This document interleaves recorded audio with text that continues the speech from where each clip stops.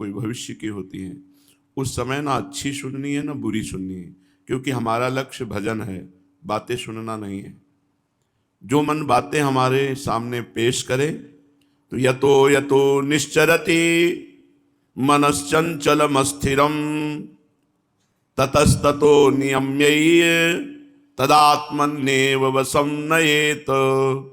जहां जहां मन जाए, ये मन अस्थिर है, ये मन चंचल है, जहां जहां मन जाए वहां वहां से हटाकर इसको एकमात्र श्री भगवान में ही भली भांति लगाए। कल 8 प्रकार की बातें बताई गई थी कि कैसे मन को भगवान में लगाया जाए। जब इस तरह मन भगवान में बार बार लगाया जाता है तो प्रशांत मनसं ह्येनं योगिनं सुखमुत्तमम् उपैति शांतरजसं ब्रह्मभूतमकल्मषम्। प्रशांत मनसं, धीरे धीरे उसका मन शांत होने लगता है, एकदम शांत। शांत रजसम, उसका रजोगुण खत्म हो जाता है, शुद्ध सात्विक वृत्ति। उसका आप अनुभव भी नहीं कर सकते कि किस कोटि की सात्विक वृत्ति होती। बोलना भार होता है, कौन रस बाढ़े जहां बोली बोल। बोलना, देखना, खाना पीना, ये जितनी बाह्य चेष्टाएं सब होती हैं, पर वो करता नहीं है, उसकी रुचि नहीं है। उसकी रुचि तो परमात्मा में लग गई, भगवान में लग गई। इसलिए प्रशांत मनसं ह्येनं, जिसका मन सर्वथा शांत हो गया है। उपैति, वो उस महान सात्विक सुख को प्राप्त हो रहा है। सुखमुत्तमम, उत्तम महान सुख को प्राप्त हो रहा है। प्रशांत मनसं ह्येनं योगिनम सुखमुत्तमम, जिसका मन शांत हो गया है। बार बार जहां जा रहा था, अभ्यास के द्वारा जब प्रभु में लगाया तो प्रभु में लग करके वो शांत हो गया, रजोगुण का नाश हो गया। अब उत्तम सुख का प्रादुर्भाव हुआ। जे ही वो आनंद प्रकट हुआ तो ब्रह्मभूत मकल्मषम, वो निष्पाप महापुरुष ब्रह्मभूत हो गया, भगवत प्राप्त हो गया। कौन? जो बार बार अपने मन को जहां जहां जाए वहां से हटाकर प्रभु में लगाया गया। यह अभ्यास बहुत काल तक किया गया। पीछे वर्णन किया गया है कि हारे नहीं, चाहे वर्ष के वर्ष बीत जाए, जन्म के जन्म बीत जाए, हमें हारना नहीं है। हमें हर समय प्रयत्नशील रहना है, अपने मन को प्रभु में लगाने का प्रयास जारी रखना है। सुख मिले न मिले, सिद्धि हो न हो, भगवान मिले न मिले, हमें हर समय भजन करते रहना है। जो उपासक ऐसे जिद्दी स्वभाव का, ऐसी लगन वाला, ऐसी पवित्र भावना रखने वाला, जिसका लक्ष्य भगवत प्राप्ति है, तो अब वो प्रशांत मनसम हो गया, उसका मन शांत हो गया। रजोगुण का नाश होते ही मन पूर्ण रूप से संकल्प विकल्प रहित हो जाता है। जो ही मन शांत हुआ ते ही आत्यंतिक सुख प्रकट हुआ। जो ही परमानंद की बाढ़ आई, उसी में उसको स्वरूप अनुभव हो जाता है। उसी आनंद में उसे स्वरूप अनुभव, जो ही स्वरूप अनुभव हुआ, ब्रह्मभूत हो गया, वो ब्रह्म प्राप्त महापुरुष हो गया, भगवत प्राप्त महापुरुष हो गया। अब श्री भगवान कहते हैं युञ्जन्नेवं सदात्मानं योगी विगत कल्मषः सुखेन ब्रह्म संस्पर्श मत्यंतम सुखमश्नुते। इस प्रकार अपने आप को सदा परमात्मा में लगाता हुआ पाप रहित योगी सुख पूर्वक ब्रह्म प्राप्ति रूप अत्यंत महासुख का अनुभव कर लेता है। निरंतर भजन करने वाला निष्पाप योगी, साधक, उपासक बिना प्रयास के भगवत प्राप्ति कर लेता है। युञ्जन एवं सदात्मानम योगी विगत कल्मषः, तब तक भगवत अनुभव नहीं होगा जब तक हृदय में कल्मष है। कल्मष माने पाप। जब तक पाप की पहचान कामना, भोगों की कामना हो रही, इसका मतलब मन मलिन है। निष्पाप प्रशांत मनसा तो अकल्मषम, कोई कामना नहीं। सोचो कैसा सुख होगा जिसके मन में कोई भी सद असद वासना नहीं, कोई कामना नहीं। कैसा, आप सोच भी नहीं सकते कि वो कैसा सुख, वो सुख ब्रह्म पद में भी नहीं। तभी जिन महापुरुषों को ये सुख मिला तो बोले न पारमेष्ठम न महेंद्र धिष्णम न सार्वभौमम न रसाधिपत्यम न योग सिद्धि पुनर्भवम वा। ये सब मुझे नहीं चाहिए। ब्रह्मा का पद, सम्राट पद, देवराज इंद्र पद, योग की सिद्धियां, ये सब मुझे नहीं चाहिए। इतना अद्भुत आनंद आया कि वो ब्रह्म संस्पर्शम अत्यंतम, वो ब्रह्म प्राप्ति रूप अत्यंत सुखमश्नुते, महासुख का अनुभव कर लिया। अब उसका अनुभव किस रूप में हुआ? तो बोले सर्वभूतस्थमात्मानम, सर्वभूतस्थमात्मानम सर्वभूतानि चात्मनि ईक्षते योग युक्तात्मा सर्वत्र समदर्शन। वो उपासक जो सिद्ध हो चुका है, भगवत प्राप्त हो चुका है, उसकी तो स्थिति ऐसी है, पर साधक को ऐसा भाव रखना है। वो ईक्षते योग युक्तात्मा सर्वत्र समदर्शना। ईक्षते माने देखना, वो सर्वत्र देखता है। क्या देखता है? एक सच्चिदानंद भगवान ही परिपूर्ण है। जैसे चीनी से बने हुए दीपावली में खिलौने आते हैं, तो एक घोड़ा भी चीनी का होता है, उसके ऊपर सवार भी होता है, वो भी चीनी का होता है। तो उसके नाम रूप आकृति अलग अलग होती है, लेकिन उनमें सब में चीनी ही भरी होती है। सवार भी चीनी का, घोड़ा भी चीनी का, जितने भी खिलौने होते हैं सब चीनी के होते हैं। लोहे के बने हुए अनेक तरह के अस्त्र शस्त्र, सब में नाम रूप अलग होगा, चाकू तलवार ये वो, लेकिन सब लोहा ही है। मिट्टी से बने हुए अनेक तरह के बर्तन, सकोरा, घड़ा, कटोरी, सब, लेकिन वो सब कुल्हड़, ये सब मिट्टी ही है, नाम रूप उसके अलग अलग है। सोने से बने हुए आभूषण, सब सोना ही है। ऐसे ही भगवान से बना हुआ ये जगत है, सब भगवान बने हुए हैं, सब कुछ भगवान बने हुए हैं। योग युक्त आत्मा अभ्यास करते करते जब भगवत प्राप्त हुआ, तो उसकी तल्लीनता में वो देखता है कि संपूर्ण संसार मेरी आत्मा में है। जो मेरी आत्मा है, संपूर्ण संसार मेरी आत्मा में। सर्वभूतस्थ मात्मानम, समस्त भूत स्थित है हमारी आत्मा में, और सर्वभूतानि चात्मन, मेरी आत्मा सब भूतों में स्थित है। एकाकार वृत्ति हो गई। इसको सरल भक्ति भाव से जान लीजिए। वो देखता है भगवान मेरे हृदय में विराजमान है, सारा जगत भगवान में विराजमान है, भगवान सारे जगत में विराजमान है। वो ऐसा अनुभव देखता है, भगवान मेरे हृदय में विराजमान है, भगवान के रोम रोम में अनंत ब्रह्मांड है। दिखरावा माते तीन अद्भुत रूप प्रचंड, रोम रोम प्रतिलागे कोटि कोटि ब्रह्मांड, ब्रह्मांड निकाया निर्मित माया, रोम रोम प्रतिवेद कहे। मेरे हृदय में भगवान विराजमान है, और भगवान के हृदय में सारा जगत विराजमान है, और सारे जगत के हृदय में भगवान विराजमान। सर्वभूतस्थम आत्मानम, मेरी आत्मा में संपूर्ण भूत विराजमान है। सर्वभूतानि चात्मनि, मेरी आत्मा ही संपूर्ण भूतों में प्रकाशित हो रही। ईक्षते, ये देखता है कौन? योग युक्त आत्मा, जो योग को प्राप्त हो चुका है, जो योग युक्त अंतःकरण वाला है। तो सर्वत्र समदर्शनः, वो सब जगह एकमात्र परमात्मा को देखता है। संपूर्ण प्राणियों में अपनी आत्मा को, अपने स्वरूप को स्थित देखता है। जैसे साधारण प्राणी सारे शरीर में अपने आप को देखता है, हाथ पैर आंख कान नाक सब कुछ। जो अज्ञानी जीव है वो मैं ही हूं ऐसा देखता है। ऐसे ज्ञानी जीव अनंत ब्रह्मांडों में मैं ही हूं ऐसा अनुभव करता है। कितना उच्च कोटि का उदार ज्ञान प्राप्त हुआ। अनंत ब्रह्मांडों में चराचर जीवों में वो अपने आप को देखता है, और अनंत ब्रह्मांड चराचर जीव अपनी आत्मा को देखता है। सब में अपनी आत्मा विराजमान, सब अपनी आत्मा में विराजमान है, वो सबकी आत्मा में विराजमान। एक रह गया, दूसरा द्वितीय कोई नहीं। श्री भगवान कहते हैं, जब ऐसी स्थिति को प्राप्त होता है, यो माम पश्यति सर्वत्र सर्वं च मयि पश्यति तस्याहं न प्रणश्यामि सच में न प्रणश्यति।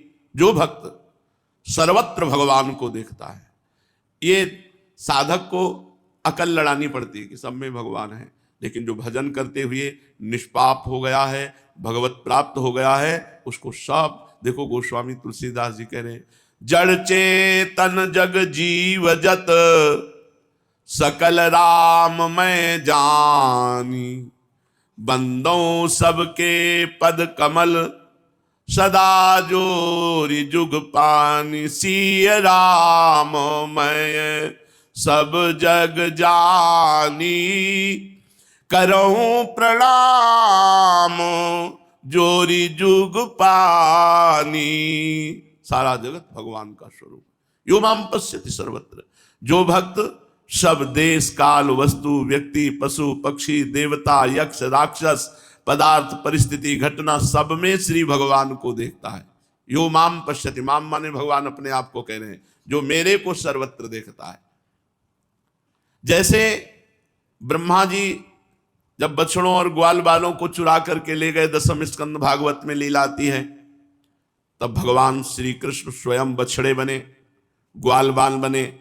बछड़े और ग्वाल बाल ही नहीं, प्रत्युत उनके बेत बने, सिंगी बने, बांसुरी बने, वस्त्र बने, आभूषण बने, स्वयं सच्चिदानंद भगवान। यावद वत्सकाल्पक वपुर यावत करांघ्यादिकम यावत दृष्टि विषाण वेणुदल सिज्ञात विभूषांबरम यावत शील गुणाभिधा कृतिवयो यावत विहारादिकम सर्वम विष्णुमयम गिरोंग वदजहा सर्वस्वरूपो बभू। वे बालक बछड़े संख्या में जितने थे, जितने छोटे बड़े शरीर थे, जिसके जैसे रूप रंग सांवला गोरा हाव भाव, जिनके पास जितनी छड़ी सींग बांसुरी पत्ते छीके वस्त्राभूषण शील स्वभाव गुण नाम रूप अवस्था सब कुछ श्री कृष्ण बन गए। वो जैसे खाते थे पीते थे बोलते थे चलते थे हाव भाव करते, सब श्री कृष्ण, सर्वस्व भगवान श्री कृष्ण प्रकट हो गए। जब 1 वर्ष व्यतीत हो गया, वही भगवान बछड़े बने, वही लाठी बने, वही बंसी बने, वही सब कुछ भगवान बने। एक दिन बलराम जी ने देखा इतना प्यार ब्रजवासियों का इन गोपों पर, जिनके नए बछड़े हो गए वो अपने नए बछड़ों से उतना प्यार नहीं करती, गौएं इतने पुराने बछड़ों से प्यार कर रही, ये क्या रहस्य है। तो भगवान बलराम जी ने अपनी दिव्य दृष्टि से देखा, अरे तो सब श्री कृष्ण बने हैं, स्वयं श्री कृष्ण बने हुए हैं। यो माम पश्यति सर्वत्र, जैसे उस समय बने हुए थे ऐसे अब भी भगवान बने हुए हैं। सब कुछ चराचर जड़ चैतन्य स्वयं भगवान बने हुए हैं। सर्वम तमय पश्यति, सब कुछ भगवान बने हुए हैं, और सर्वम तमय पश्यति, सब में भगवान हैं। ये दो दृष्टि, सब भगवान में है और सब में भगवान है। वासना वासुदेवस्य वासितम भुवनत्रयम सर्वभूत निवासोस्मि वासुदेव नमोस्तुते। भगवान वासुदेव की ही वासना से ये त्रिभुवन प्रकट हुआ है, और जो त्रिभुवन प्रकट हुआ है वो स्वयं वासुदेव ही है। ऐसे भगवान वासुदेव को नमस्कार है। सर्वम च मयि पश्यति, जो भक्त देश काल वस्तु व्यक्ति घटना परिस्थिति आदि को भगवान के अंतर्गत देखता है। जैसे गीता का उपदेश देते समय अर्जुन के द्वारा प्रार्थना करने पर भगवान जब विश्व रूप दिखाया तो कहते हैं कि देख अर्जुन, यही कष्टम जगत कृष्णम पश्चाद्य सचराचरम मम देहे। देखो मेरी देह के एक अंश में पूरा चराचर विश्व विराजमान है। इतने विराट भगवान, इतने छोटे हैं भगवान कि चींटी के हृदय में भी आराम से शयन करते हैं, और इतने बड़े हैं कि पूरे अनंत ब्रह्मांड भगवान में वास करते हैं। सब में भगवान वास करते हैं और सब भगवान में वास करते हैं। ये ज्ञान होता है निष्पाप हृदय में। जब भजन करते करते हृदय निष्पाप हो जाता है तब अर्जुन भी कह रहे कि प्रभु मैं आपके शरीर में संपूर्ण प्राणियों को देख रहा हूं। पश्यामि देवास तव देव देहे सर्वास तथा भूत विशेष संघान। संजय ने भी कहा कि अर्जुन ने भगवान के शरीर में सारे संसार को देखा। तत्रैकस्थम जगत कृष्णम प्रविभक्त मने कधा। तात्पर्य है कि अर्जुन ने भगवान के शरीर में सब कुछ भगवत स्वरूप देखा। ऐसे ही भक्त देखने सुनने समझने में जो कुछ आता है उसको भगवान में ही देखता है, उसे भगवत स्वरूप ही देखता है। जो ऐसा देखता है सब में भगवान को और सबको भगवान में, तस्याहम न प्रणश्यामि। भक्त जब सब जगह भगवान को देखता है तो भगवान कह रहे फिर मैं उसके सामने छुपता नहीं हूं। कहां छिपूं, किससे छिपूं? इसलिए मैं भक्त के लिए सामने प्रत्यक्ष प्रकट हो जाता हूं। तभी तो गोपीजन कह रहे कि कोई दूसरा है क्या? जित देखूं तित श्याममयी है। हम तो देखते हैं जिधर हमारा श्याम सुंदर ही दिखाई देता है।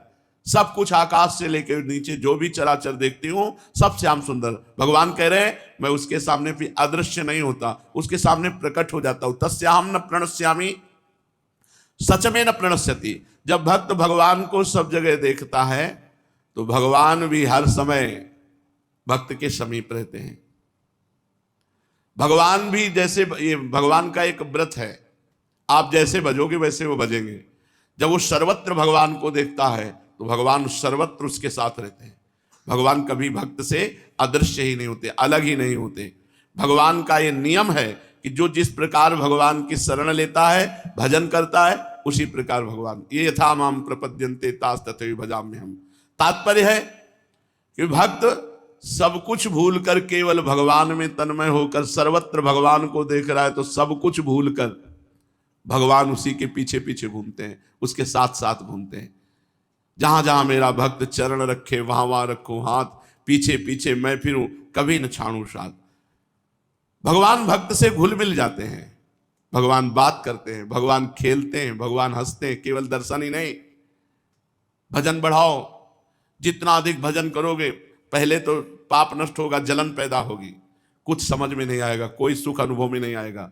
जब पाप नष्ट हो जाएंगे तब आनंद का अनुभव होगा। लेकिन नए पाप ना होने पावे, मनोरंजन ना होने पावे, बहुत सावधानी की जरूरत है, नहीं तो हाथी का स्नान भजन होगा।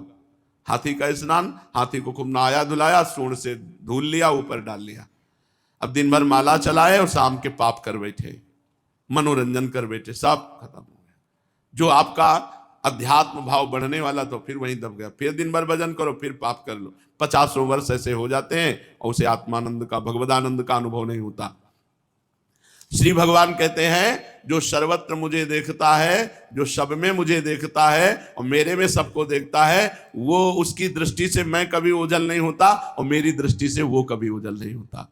सर्वभूत स्थितम यो माम भजत्येकत्वमास्थितः सर्वथा वर्तमानोपि सयोगी मयि वर्तते। एकत्वमास्थितः, भगवान ने बताया कि जो मेरे को सब में और सबको मेरे में देखता है उसके लिए मैं अदृश्य नहीं होता, उसकी दृष्टि में होता हूं। और वो मेरे लिए अदृश्य नहीं होता, मेरी वो दृष्टि में रहता है। अदृश्य क्यों नहीं होता? कारण कि संपूर्ण प्राणियों में स्थित मेरे साथ उसकी अभिन्नता हो गई और मेरे साथ उसका अत्यधिक प्रेम हो गया है। भगवान में अत्यधिक प्रेम होने से माया का पर्दा फट गया।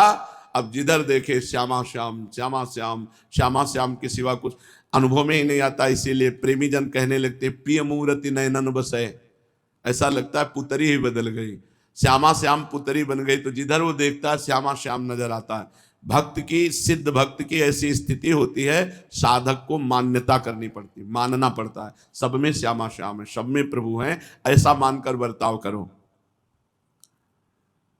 सर्वभूत स्थितम यो माम भजति, सब देश काल वस्तु व्यक्ति घटना परिस्थिति आदि में भगवान ही परिपूर्ण है। ये चराचर जगत भगवत स्वरूप है, यही सच्चा भजन है। बिना इस स्थिति को प्राप्त हुए निकुंज में प्रवेश नहीं होता। हरिवंश महाप्रभु कहते हैं ये क्रूरा अपि पापिनो न च सताम संभाष्य दृश्याश्चे। जो क्रूर है, पापी हैं, जो संभाषण करने योग्य नहीं है, देखने योग्य नहीं है, वो भी सर्वान वस्तुतया निरीक्ष परम स्वाराध्य बुद्धिर्मम। मेरे स्वाराध्य परम बुद्धि मेरी हो गई कि श्री राधा वल्लभ लाल ही सब हैं, चाहे वो क्रूर हो, चाहे दुष्ट हो, चाहे पापी हो, चाहे नीच हो, चाहे संभाषण योग्य न हो, देखने योग्य न हो, छूने योग्य न हो। ये हरिवंश महाप्रभु कह रहे हैं। ये कोई ना सोचे कि ये तो मेरे संप्रदाय की बात नहीं, गीता सबके संप्रदाय की है। प्रथम सुने भागवत भक्त मुख भगवत वाणी। भगवत वाणी गीता और भागवत जब तक नहीं सुनोगे तब तक निकुंज की बात पहुंचने की समझ में ही नहीं आएगी। सर्वभूत स्थितम, भगवान केवल प्राणियों में ही स्थित हैं ऐसी बात नहीं, अप्राणियों में भी। देखो अपने लोग तो अप्राणी की उपासना करके भगवान की प्राप्ति कर ली। अप्राणी पत्थर, पाषाण, पाषाण की ही तो मूर्ति बनती है, अप्राणी ही तो है। पाषाण कोई प्राणी है क्या? कोई चलता फिरता है क्या? काष्ठ अप्राणी ही तो है, सूखा हुआ काष्ठ। अष्टधातु अप्राणी ही तो है, सोना चांदी ये सब अप्राणी ही तो है। लेकिन इनकी मूर्ति बनाकर भावना की तो भगवान की प्राप्ति हो गई। प्राणी में ही भगवान नहीं, अप्राणी में भी भगवान है। जैसे नरसिंह भगवान का प्रादुर्भाव अप्राणी खंबा से हुआ। खंबा कोई प्राणी है क्या? जड़ वस्तु है। जड़ वस्तु से परम चैतन्य सच्चिदानंद भगवान नरसिंह का प्रादुर्भाव हो गया, क्योंकि प्रहलाद जी ऐसे भक्त थे जो सर्वत्र भगवान को देखने वाले थे। हिरण्यकश्यप ने कहा, क्या इस खंबे में तेरा हरि है? हाँ। जे ही घूंसे का प्रहार किया, खंबा फट गया और विकराल रूप से भगवान प्रकाशित हो गए, क्योंकि सर्वत्र भगवान है। सर्वभूत स्थितम, भगवान केवल प्राणियों में ही स्थित है, परंतु वास्तव में ऐसी बात नहीं। भगवान केवल प्राणियों में स्थित नहीं, प्रत्युत संसार के कण कण में परिपूर्ण रूप से स्थित है। जैसे सोने के आभूषण सोने से ही बनते हैं, सोना ही उसमें स्थित रहता है और बाद में आभूषण बिगड़कर सोना ही बनता है। ऐसे ही सब समय देखने वाला सोना ही देखता है, आभूषण नहीं देखता है, ये सब सोना ही है।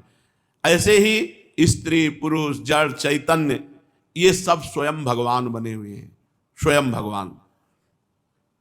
सर्वथा वर्तमानों सहयोगी मई वर्तते, वो शास्त्र और वर्ण आश्रम की मर्यादा के अनुसार खाते पीते सोते जागते उठते बैठते सभी क्रियाएं करते हुए मेरे में ही बरतता है। भगवान का सतत स्मरण, भगवत स्वरूप में स्थित होकर वो खा रहा है, पी रहा है, चल रहा है, बैठ रहा है, शौच हो रहा है, स्नान कर, सारी क्रियाएं भगवत स्वरूप में स्थित होकर वो मेरे में ही रहता। सर्वथा वर्तमानों पे सहयोगी मई वर्तते। हाँ, भगवान कह रहे हैं सर्वथा वर्तमानों पे बर्ताव करता है वर्तमान में भगवत स्वरूप में स्थित होकर, जो भी क्रियाएं कर रहा है भगवान में स्थित होकर। कारण कि जब उसकी दृष्टि में भगवान के सिवाय दूसरी कोई सत्ता ही नहीं रही, तो वो जो कुछ बर्ताव कर रहा है वो कहां करेगा? श्री भगवान में। वो सब बर्ताव श्री भगवान में, मेरे में ही सब कुछ करता है। आत्मौपम्येन सर्वत्र, सर्वत्र सर्वत्र का सब जब तक समाधान नहीं हो जाएगा तब तक साधक राग द्वेष करता रहता है, लड़ाई झगड़ा करता। अरे अपने प्रभु से लड़ाई झगड़ा, सब में प्रभु, अपने प्रभु को गाली दे रहे हो, अपने प्रभु के प्रति द्वेष। जब शास्त्र कह रहा है और स्वयं भगवान कह रहे हैं, ये भगवान की वाणी है।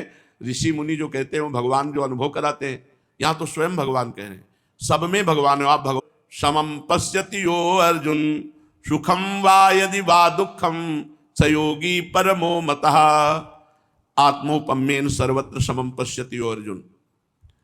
साधारण मनुष्य जैसे अपने शरीर में अपनी स्थिति देखता है, तो उसके शरीर के किसी अंग में किसी तरह की पीड़ा हो तो यही कहता है कि मुझे दर्द है, जबकि वो हाथ में दर्द है, पैर में दर्द है, लेकिन वो अनुभव करता है मुझे दर्द है, क्योंकि वो पूरे शरीर में मैं का संचार कर चुका है, मैं यद्यपि है नहीं।